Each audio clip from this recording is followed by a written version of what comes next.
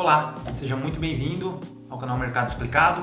Meu nome é Vinícius Andrade, sou assessor de investimentos e como primeiro vídeo do canal, trouxe um tema ao que interessa a todos aqueles que estão começando a sua jornada nos investimentos. E ao final desse vídeo conto com o seu apreço, então a sua curtida, se inscrever no canal, compartilhar com amigos e familiares. Bom, como primeiro tema eu trouxe o como começar a investir, que no começo a tendência é a gente ficar um pouco perdido diante de tanta opção que existe no mercado. Então são fundos de renda fixa, renda variável, fundos de investimento, aí tem ativos internacionais e por aí vai. Então, começando pelo começo, por que investir é importante? Então, a gente investe em busca de alguns objetivos possíveis. Então, aquisição de bens e serviços, conquistar a independência financeira, sucessão e segurança de herdeiros, ou apenas acumular recursos. E também é porque é uma habilidade fundamental, em que a partir do momento em que a gente começa a nossa atividade laboral, a gente começa a ter a nossa primeira renda, o nosso primeiro trabalho, iniciando a nossa construção de patrimônio, é fundamental que a gente adquira essa habilidade, que é saber investir, saber onde alocar os recursos, o melhor investimento e também adquirir outras habilidades que são complementares aos investimentos. Então, primeiro que grandes figuras que a gente tem, figuras famosas, e aqui eu trouxe como um dos exemplos a Sabrina Sato, que conseguem ter grande sucesso e conseguem ter um bom fluxo de renda ao longo da vida, procuram rapidamente direcionar esses recursos para a sua construção de patrimônio, para um colchão em que vá dar segurança a ele ou a ela ao longo da vida, porque imprevisibilidades acontecem e o patrimônio ele tende a nos segurar nesses momentos de adversidade. Então, aqui eu trouxe o exemplo do Shaquille O'Neal, que disse que começou a investir muito cedo e um dos primeiros investimentos dele foi o Google.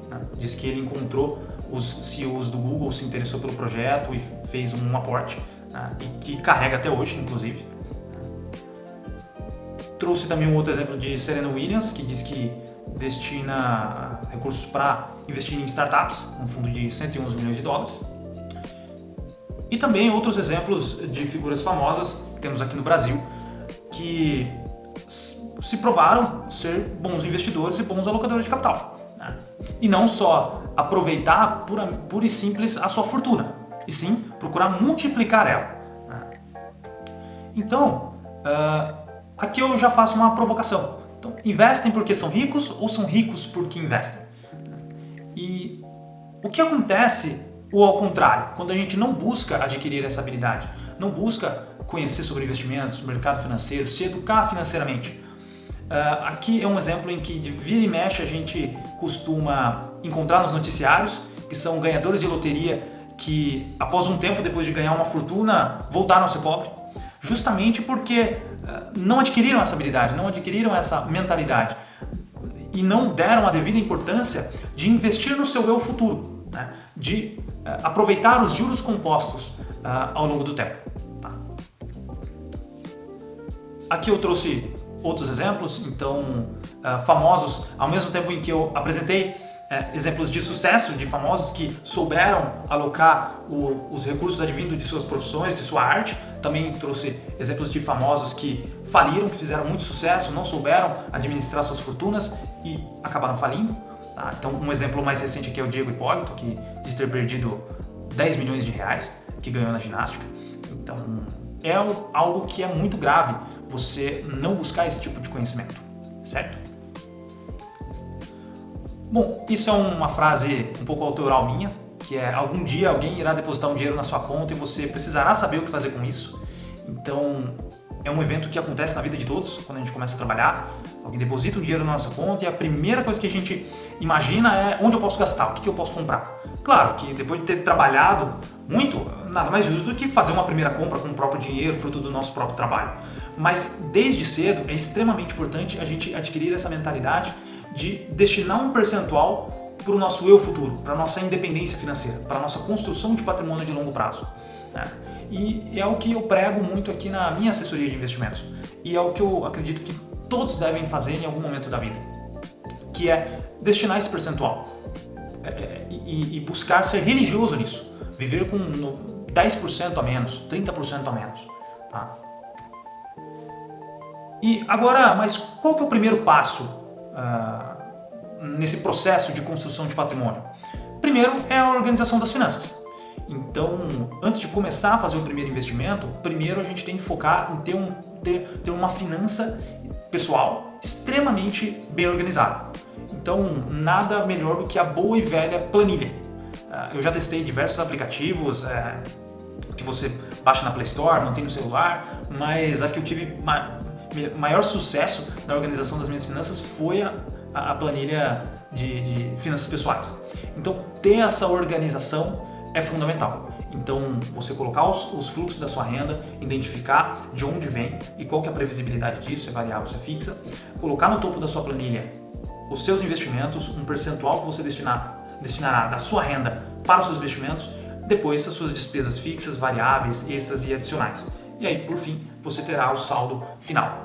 Por que isso é extremamente importante? Para você se manter 100% o controle da sua vida financeira, né? E saber em qual momento você está seguro de tomar certo risco, seguro de fazer certa compra, seguro de fazer certo investimento. E saber se isso está saudável ou não. Então, a organização financeira é de extrema importância, tá?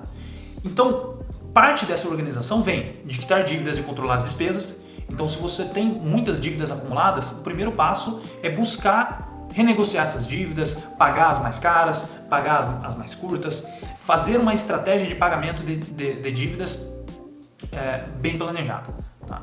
E controlar as despesas, então as variáveis e as fixas, principalmente as variáveis, que são aquelas que a gente toma por impulso, que é do nosso dia a dia. As fixas elas vão estar ali, a gente tem a visualização delas e paga uma vez e depois só no próximo mês.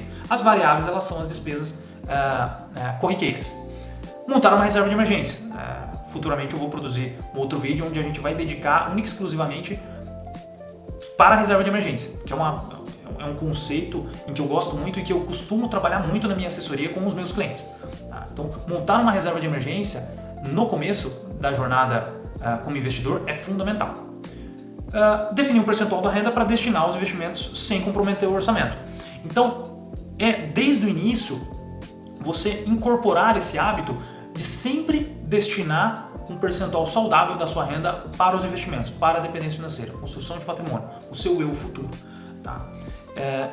Passando para a próxima parte, aqui eu gosto de fazer uma analogia com o jiu-jitsu, que é uma arte marcial que eu admiro muito e sou praticante, e que quando você não conhece o jiu-jitsu e você depara numa certa situação, você, como o exemplo da imagem, como mata-leão, você imagina que é impossível sair dessa posição, que é impossível sair do mata-leão e que o seu fim já está dado. Mas quando você começa a estudar o jiu-jitsu, a treinar jiu-jitsu, você entende que tem saída sim. E eu trago essa analogia para o mercado financeiro, para os investimentos, para as finanças pessoais, que não importa a sua situação financeira de curto prazo. Quando você conhece os conceitos de finanças, os conceitos de investimento, aprende a planejar financeiramente, você percebe que aquilo tem saída. Claro, isso não acontece de uma hora para outra, leva tempo, é esforço, é necessário fazer sacrifícios, é doloroso, mas é possível. E que diversos trabalhos devem ser feitos, tanto internamente como externamente. Então, aqui eu trago essa analogia para você que está procurando organizar financeiramente, se recuperar financeiramente, em que é possível sim. O primeiro passo, você já fez, que é estar nesse vídeo aprendendo sobre investimentos, sobre educação financeira. Tá? Montando a reserva de emergência. Então, eu falei que a gente vai fazer um vídeo dedicado a ela, com mais detalhes, mas aqui eu vou dar uma importante pincelada para você entender o conceito e já começar a estruturar. Então, a reserva de emergência ela é algo que traz solidez para as nossas finanças pessoais, traz uma certa tranquilidade perante adversidades da vida, que em algum momento tende a vir. Então, a principal função dela é trazer essa solidez. A outra vantagem é que ela possibilita assumir riscos. Então, assumir riscos pode se dar como uma transição de carreira, uma mudança de emprego, um início de uma sociedade num negócio. Então, você tendo esse colchão por trás, muito bem estruturado, você consegue assumir riscos, fazer investimentos mais arriscados, buscando altos retornos, e também ajuda a lidar com emergências. Então, quebra do carro, algum problema que aconteceu em nossa casa, um problema familiar, um acidente, então, despesas não recorrentes, aquela que veio e que a gente não esperava. Então, a missão da reserva de emergência é nos trazer esse conforto, e que é uma conquista financeira extremamente importante, e que é uma conquista, não vou dizer um luxo, mas é uma conquista em que poucos brasileiros conseguem. Então, se for algo para você conquistar primeiro, seja a sua reserva de emergência. Então, aqui detalhando um pouco mais de como ela deve ser estruturada, a reserva de emergência, como regra de bolso, ela deve ser 6 meses dos seus custos mensais. Então, por isso, o primeiro ponto de ter uma organização financeira, ter uma planilha onde está tudo registrado, a sua renda, os seus investimentos e a sua despesa mensal fixa e variável. Então você consegue ter mapeado quais são os seus custos fixos, soma-se esses custos fixos e multiplica por 6. O valor resultante será a sua reserva de emergência, em que você, com os investimentos que você vai fazer mensal, com os aportes que você vai fazer mensal, você irá buscar esse montante. Tá? Então, a reserva de emergência deve estar em ativos de baixo risco, liquidez diária e baixa volatilidade, porque a reserva de emergência é algo que precisa estar seguro, porque você pode precisar dela a qualquer momento. Então, reserva de emergência não é para você tomar risco, não é para angariar grandes retornos. Isso acontece em momentos que a gente vive de juros baixos, onde a reserva de emergência está num Tesouro Selic ou num CDB, e você vê aquele CDB, como aconteceu no passado, rendendo a 2%. Então isso nos instiga a fazer movimentações da reserva de emergência. Não, eu preciso fazer com que ela renda mais. Negativo, ela tem que ficar segura, líquida e sólida. Com um rendimento razoável, 100% do CDI é o ideal, nada mais que isso. Então, ativos que podem ser candidatos a alocar nossa reserva de emergência é o Tesouro Selic, CDBs de grandes bancos e fundos DI. Tá? Não vou aprofundar em cada um deles, como eu falei, no próximo vídeo nós vamos aprofundar em reserva de emergência e nós vamos detalhar um pouquinho de cada um desses ativos. Tá? Bom, então, outro passo em que a gente deve fazer quando a gente está começando a investir, ou se a gente já investe, é definir o nosso perfil de investidor. Então, o mercado ele atribui um perfil conservador, moderado e o arrojado. Mas eu iria além dessas 3 classificações. O perfil investidor ele está muito mais atrelado ao seu contexto de vida, ao seu atual cenário. Então, o perfil para um homem ou uma mulher que esteja com 60 anos, 70 anos, tende a ser mais conservador do que um jovem que está iniciando a sua carreira com 18 anos, 20 anos, que está tendo seu próprio salário, que tem todo um longo prazo pela frente e que pode ter o luxo de tomar investimentos mais arriscados, né? Que pode se arriscar mais. Agora, uma carteira de investimentos para uma pessoa de 60, 70 anos tende a ser mais conservadora, focada para ativos que geram uma renda passiva ou que é uma carteira mais previdenciária ou mais líquida. Tá? Então, e também tem a ver com o seu conhecimento sobre investimentos. E o perfil de investidor ele varia nas determinadas classes de ativos. Então, em certa classe de ativo, você é mais conservador. Em certa classe de ativo, você é mais agressivo. Por quê? Dependendo da classe, você conhece mais essa classe, você tem um domínio. Às vezes você trabalha na área, você conhece tal investimento, você conhece tal empresa que está por trás de tal ação. Então você pode ser mais arrojado. Agora, quando você acaba de conhecer um certo investimento, a tendência é que você seja mais conservador nesse investimento, seja ele qual for. Então, por mais que você tome muito risco investindo em ações, quando você vai investir em uma criptomoeda, você é mais conservador, porque é uma classe de ativo em que você está conhecendo agora e você não vai colocar grande capital naquilo. E assim por diante. Então, o perfil de investidor ele vai oscilando ao longo do tempo. E é algo que você tem que ficar muito esperto e fazer investimentos que você sente que é o seu perfil, que você aguenta aquele tipo de risco, que você dorme tranquilo com aquele tipo de investimento. Tá? Bom, aqui eu já adiantei um pouco do que eu iria falar nessa parte, Então, conhecimento sobre investimentos define muito o seu perfil, o atual contexto de vida e o prazo também do investimento. Então, se você tem um objetivo de muito longo prazo, você pode tomar mais risco nos seus investimentos. Agora, se o seu prazo é mais curto, você vai ser mais conservador. Se você tem um capital em que você irá precisar utilizar daqui a um ano, é comum que você faça investimentos mais conservadores. E tem que se manter assim. Tem que se ficar muito esperto com isso. Lidar com o emocional de querer cada vez mais retorno, independente. Então, quais são os primeiros investimentos que se é possível fazer no mercado financeiro? Porque o mercado financeiro ele é bem amplo e tem ficado cada vez mais. E que bom, porque é algo que o Brasil precisa, é algo que é necessário ter uma capilaridade muito grande de investimento, tá? Para a gente trabalhar a nossa carteira, manter uma carteira diversificada, sólida e capaz de atingir diversos objetivos. Tá? Mas aqui eu queria ressaltar um pouco dos pilares dos investimentos, e aqui são pilares em que todo ativo vai ter.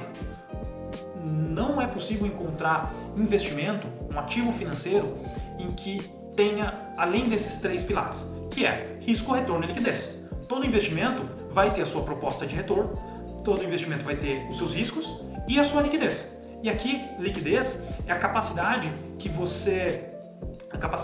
em que aquele ativo financeiro, aquele investimento tem de ser transformado em dinheiro. Porque dinheiro é o ativo mais líquido que a gente tem, que a gente usa de imediato. Então, se você compra um CDB de liquidez diária, ele é altamente líquido, porque você resgatou, você tem nele imediatamente. Tá? Então, é extremamente importante prestar atenção nesses pilares a partir do momento que você faz o investimento. Por quê?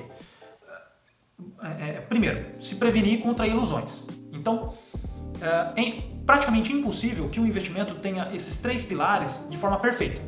Então, ele tem um alto rendimento, um baixíssimo risco e eu consigo meu dinheiro rapidamente.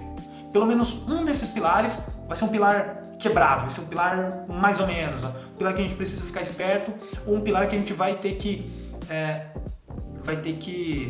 saber lidar com aquilo, tá? Vai ter que suportar aquilo, beleza? Mas futuramente a gente vai, ao longo do vídeo, a gente vai esmiuçar um pouquinho. Bom, uma das classes de ativo que todo iniciante se depara e que é o ideal a gente começar e que a gente utiliza para estruturar a nossa reserva de emergência e objetivos de curto e médio prazo e também longo prazo, e que também a gente utiliza para manter patrimônio, que é a renda fixa. Então aqui eu trouxe uma lista dos principais títulos de renda fixa em que a gente tem possibilidade de se investir. A gente não vai se aprofundar, haverá outros vídeos aprofundando cada um deles, fiquem atentos aí no canal. Mas praticamente na renda fixa nós temos os títulos públicos, que são títulos atrelados ao governo, que são considerados livres de risco, porque tem um risco soberano, que é do país quebrar. Tem o crédito bancário, que é quando você empresta dinheiro para os bancos, para os bancos fazerem com esse recurso que você emprestou a eles as suas atividades de crédito. E o crédito privado, que é para quando você empresta para empresas não financeiras, que são os CRIs, CRAs e debêntures, seja isentas ou não. Tá?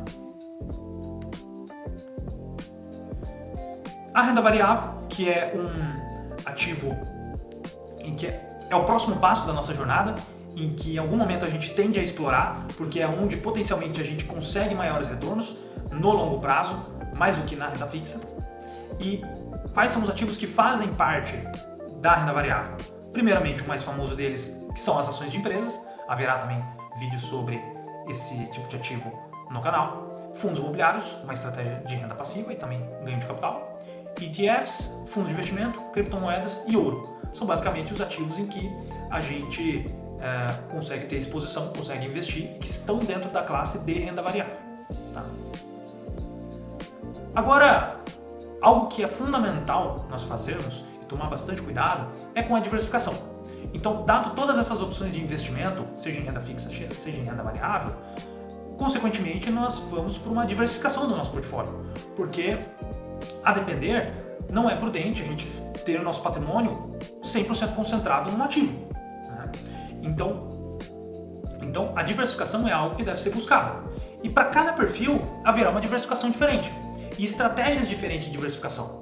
Então aqui eu trouxe um pouquinho de modelos pizza, de exemplos de como é uma diversificação para os diversos perfis. Então o perfil conservador vai ter uma exposição maior em renda fixa, e dentro de renda fixa vai ter uma diversificação em diversos ativos, né? E aí depois nós podemos ir para tomar um risco moderado em multimercado, renda variável e fundos imobiliários. E assim por diante. O perfil moderado vai ter uma parcela menor em renda fixa, depois uma parcela maior em multimercado, renda variável e alternativo, porque a tendência é que o perfil moderado aceite um risco maior na sua carteira. E aí, por último, temos o perfil agressivo e sofisticado, que tende a ter uma parcela bem menor de renda fixa e praticamente a outra parcela em renda variável, tomando altos riscos. Tá? Mas isso aqui é uma classificação simples de diversificação de portfólio. A diversificação ela deve ser personalizada, ela deve ser algo que é particular de cada investidor. Tá? Aqui também eu trouxe um pouquinho de uma regra de bolso, que é importante a gente obedecer quando a gente está procurando diversificar os nossos investimentos. Então, primeiro é evitar uma concentração exacerbada num único ativo e setor. Então, seja qual for eles. Então, não é prudente a gente ter mais de 20% numa única ação, 10%, 5%, ou ter 5, 10, 30, 40% num ativo de renda fixa, né, que corre o risco de crédito.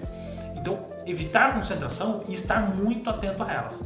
E aí dentro disso tem algumas regrinhas. Então, não ter mais de 20% de exposição num único setor, não passar de 2,5% a 5% num único ativo de renda fixa, e o mesmo percentual para ações, ter um portfólio adequado ali, uma quantidade adequada de ativos dentro da carteira, já pulando para o terceiro ponto, tá?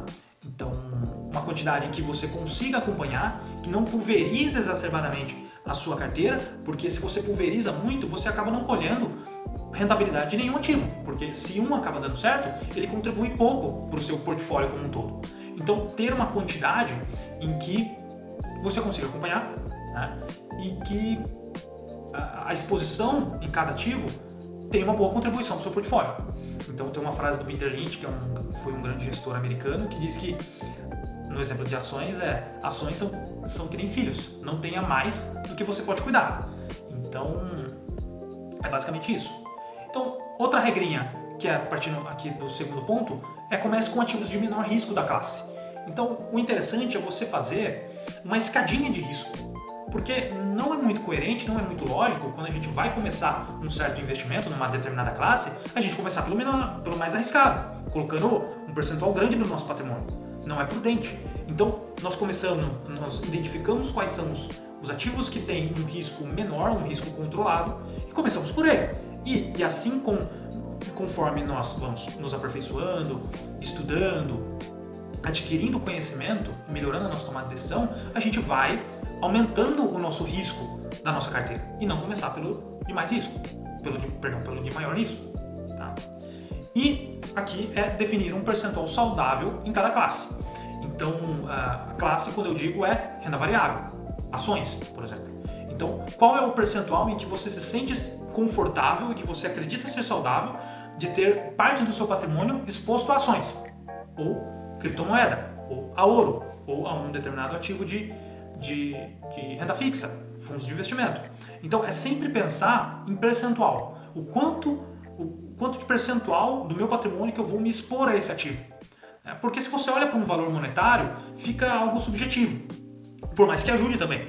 Quando você se depare e às vezes você pensa, poxa, eu estou colocando 100 mil reais nesse ativo, às vezes o valor monetário ele ajuda, ele assusta. Então, é um ponto também. Mas sempre pensar em percentual. Falou, olha, nessa ação eu vou ficar em 2,5%. Eu não passo de 2,5%. Se cair abaixo de 2,5%, eu continuo comprando até voltar para o patrimônio, para o percentual em que eu estabeleci, que é 2,5%. Se passar de 2,5%, chegar a 3%, eu vendo até chegar a 2,5%. E assim por diante. Bom, e aqui é um outro ponto também extremamente importante, que é os principais erros do investidor iniciante, que a gente tende a cometer quando a gente está começando a investir. E o principal e o mais famoso deles é investir em ativos da moda, que é algo que a gente tem que estar constantemente trabalhando, que é evitar investir no que está todo mundo investindo. Então, a gente sempre tem algum vizinho, amigo, primo, familiar que vem pra gente falando, ó, eu tô investindo em tal ativo e eu tô ganhando muito dinheiro com isso, investe você também, e aí você não entende muito bem aquele ativo e você vai para não querer ficar de fora, por inveja, por status, por ego, por ganância, você vai fazer aquele investimento que é aquele do seu amigo e não toma os devidos cuidados, que é procurar conhecer profundamente aquele ativo. Então, evitar investimentos da moda. E algo que sempre vem à tona. Sempre vai ter um ativo em que vai estar todo mundo falando. Nas diversas classes. Então, seja em ativos de renda fixa, num CDB que está remunerando muito, seja numa criptomoeda que está todo mundo ganhando dinheiro, seja num setor também em ações que também está crescendo muito, está em ampla expansão e todo mundo tem que estar ativo, ou seja numa empresa de um CEO que ficou muito famoso e que está desenvolvendo muito seus negócios, está fazendo com que todo mundo ganhe muito dinheiro e que está com altas promessas. Então, fazer investimentos em ativos da moda será sempre muito perigoso. Tá? E se você for querer fazer, lembrar da exposição saudável. O quão saudável é eu estar exposto a esse ativo. Que caso dê errado, isso não afete o meu patrimônio, não afete o meu padrão de vida. Tá? Então, tomar muito cuidado com isso. Tem uma frase que diz que não existe ativo famoso, popular e barato ao mesmo tempo. Ou um ativo ele é popular ou ele é barato. Então, se ele é muito popular, provavelmente você vai estar pagando muito caro por esse ativo e o seu risco é muito grande. Se ele é barato, provavelmente ele não está sendo popular, ele está passando por algum momento e que pode ser que seja uma boa oportunidade de investimento. Tá?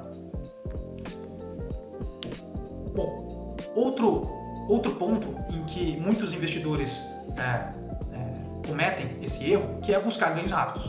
Então, quando a gente começa a investir, a gente fica naquela ânsia, naquela ansiedade de ter grandes retornos, de fazer investimentos de alto risco de forma direta. Não, eu quero começar direto em ações, porque o mercado está valorizando muito, eu não posso ficar de fora disso.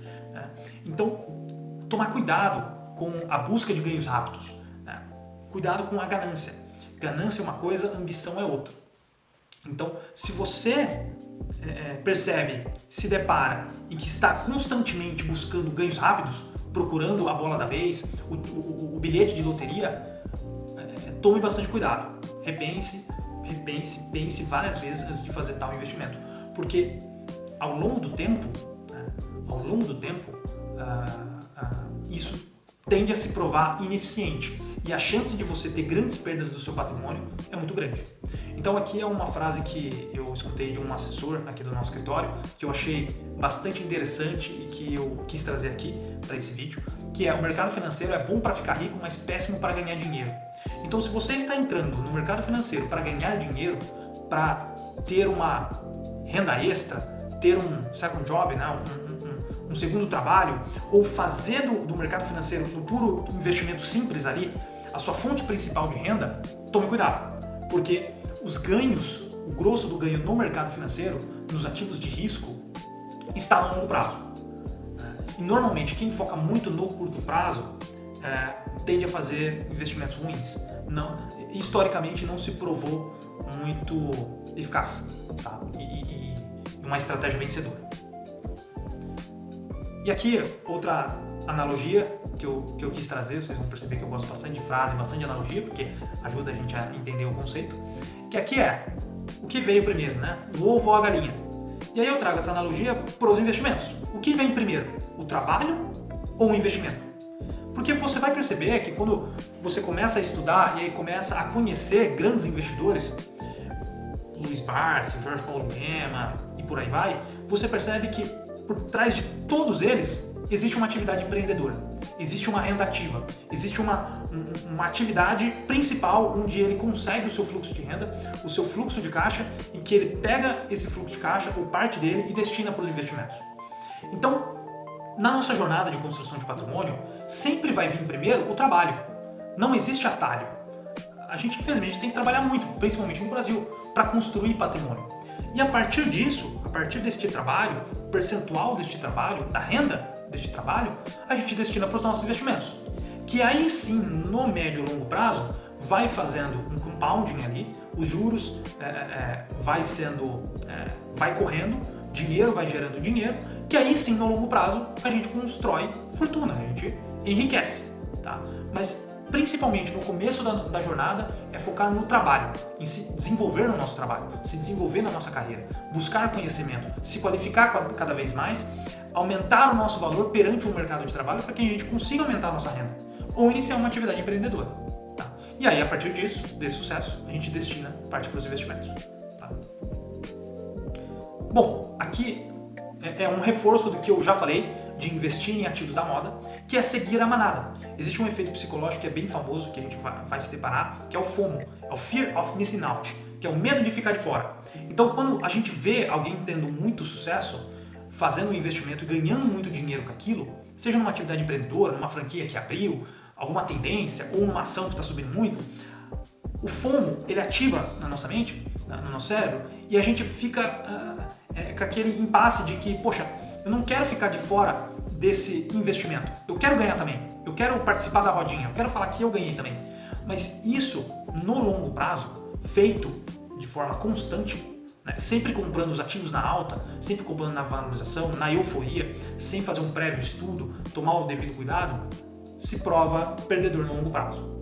Então, o insight que eu quero deixar aqui é que, antes de fazer qualquer investimento, se pergunte se há algum risco, alguma chance de eu estar fazendo esse investimento só porque um amigo meu fez, ou há uma chance de eu estar seguindo a manada, fazendo esse investimento porque está todo mundo fazendo, está todo mundo falando. Então, se você se depara com isso, pense várias vezes em fazer esse investimento, espere um certo tempo, veja como esse investimento se desenvolve ao longo do tempo, né? E procure estudar mais ele, se aprofunde nesse investimento e faça uma exposição saudável. Bom, outro erro é não ter uma estratégia ou objetivos claros. É fazer o investimento a esmo. É você comprar qualquer ativo. É não ter uma estratégia clara de qual investimento você quer fazer, qual tipo de risco você quer tomar, qual estratégia de alocação de portfólio você quer ter, qual exposição em determinadas classes de ativos você gostaria de fazer e que acha saudável ter. E objetivos. Fala, poxa, essa parte aqui é para um objetivo de longo prazo. É um trabalho para minha independência financeira, para minha aposentadoria, né? Para uma estratégia de renda passiva. Ou para ganho de capital, multiplicação de patrimônio. Ou objetivo de compra da minha casa, compra do meu carro. Ou construção de patrimônio de longo prazo. Tá? Então, ter uma estratégia e objetivos é fundamental para que a gente faça melhores investimentos. Tá? Bom, agora falamos dos principais erros. Agora, quais são os fatores de sucesso, os principais fatores na qual eu considero para um investidor, né, que faz com que ele tenha mais chance de ter sucesso nos investimentos? O primeiro deles, que vai ditar todas as outras, todo o nosso sucesso, é a busca constante por conhecimento. E isso é fundamental.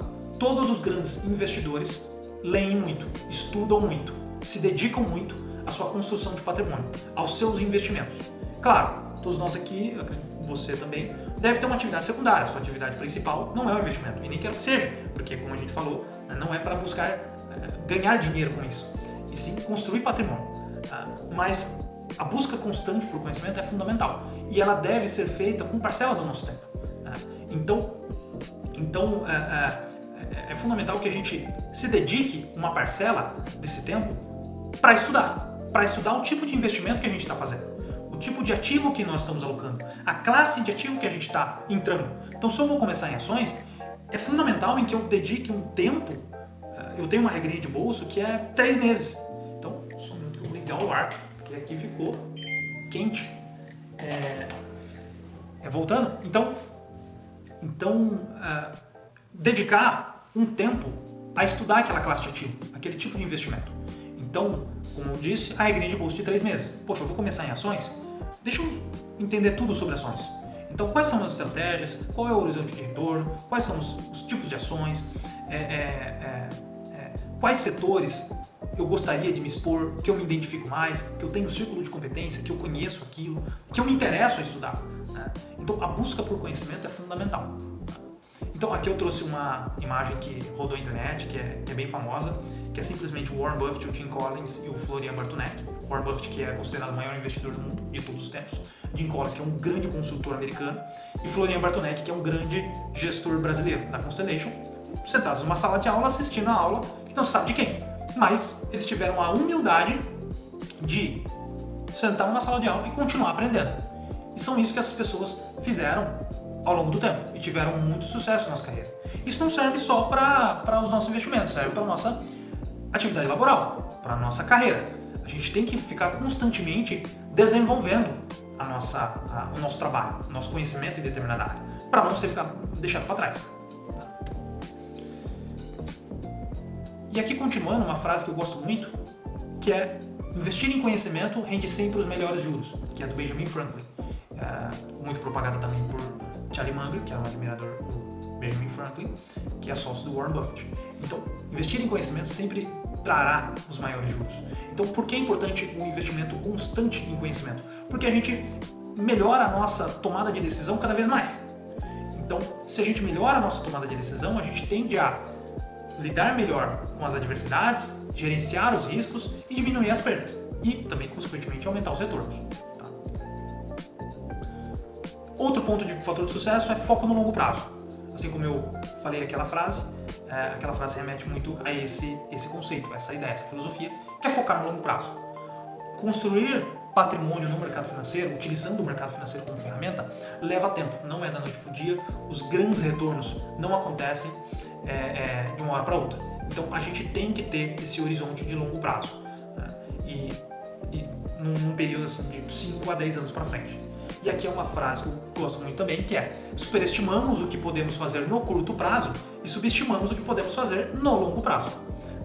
Então, e é exatamente isso. A gente se depara com muitos investidores buscando a todo tempo fazer trades, especulação, buscando grandes tacadas no longo prazo. Mas o que realmente faz a gente ganhar dinheiro, né, enriquecer, melhor dizendo, no longo prazo, é a consistência, são os aportes constantes, é o estudo, não a grande tacada. Né? É mais importante a gente ter disciplina em poupar parte da nossa renda do que ficar a todo tempo achando uma bola da vez, tá? E buscando os grandes retornos.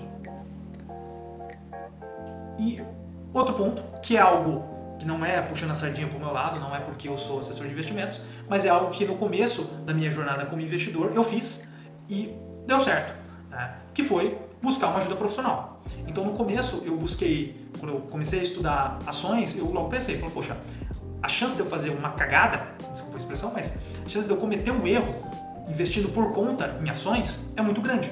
Então, deixa eu procurar uma ajuda profissional, e aí logo eu tomei conhecimento da existência de uma casa de análise, que é uma empresa que tem um time robusto, profissional, certificado, que analisa o mercado e traz recomendação de investimentos para os seus assinantes. Claro, tem casas e casas de análise, tem muitas casas de análise boas, o BTG Pactual é uma delas, mas tem muitas outras no mercado que fazem boas análises de ações e que nos traz essa sugestão e que faz com que a gente elimine alguns erros, né? E também perca menos dinheiro nos nossos investimentos. E também nos ajuda a ter uma base. Então, claro, buscar uma ajuda profissional não é confiar cegamente nesse profissional, e sim fazer a lição de casa junto. Porque o principal fator de sucesso nosso é a busca constante do conhecimento. Então, conforme a gente pede ajuda do profissional, adquire um serviço, consome um serviço de um analista, de um assessor de investimento, de um consultor, de um gestor, é importante que a gente continue estudando para entender o que está sendo feito na nossa carteira, entender o que está sendo dito, né? E também você ditar esse profissional e não deixar 100% na mão dele. Então, o profissional, outro ponto positivo também de um profissional é dar o caminho das pedras. Então, o que é esse caminho das pedras? Porque possivelmente ele já passou pelo que você está passando. Ele faz os investimentos que você faz. Ele está anos e anos no mercado. E ele também está, olha, possivelmente 24 horas por dia analisando o mercado. Então ele sabe quais são os riscos, como que o jogo funciona, e ele tende a passar isso para você. Tá? Agora, qual que é o passo prático para começar a investir, e já chegando ao final do nosso vídeo, que primeiramente, abrir uma conta em um banco ou corretora de confiança. Então tem muitas instituições financeiras de extrema qualidade e que têm uma confiança do mercado. Por exemplo, o BTG Pactual é uma delas, uma instituição muito sólida, que é na qual eu utilizo para prestar o meu serviço de assessoria. Tá? Banco ou também corretora, porque muitos bancos também têm a sua parte de corretora. Começar com valores pequenos. Então, abriu a primeira conta, é uma adrenalina, a gente fica nervoso, mas destinar uma parcela pequena do nosso recurso para determinado investimento. E conhecendo junto, estudando, se aprofundando e aumentando os valores. E fazer isso de forma consistente, disciplinada. Tá? E, por último, mas não menos importante, que é montar o hábito de se investir todos os meses.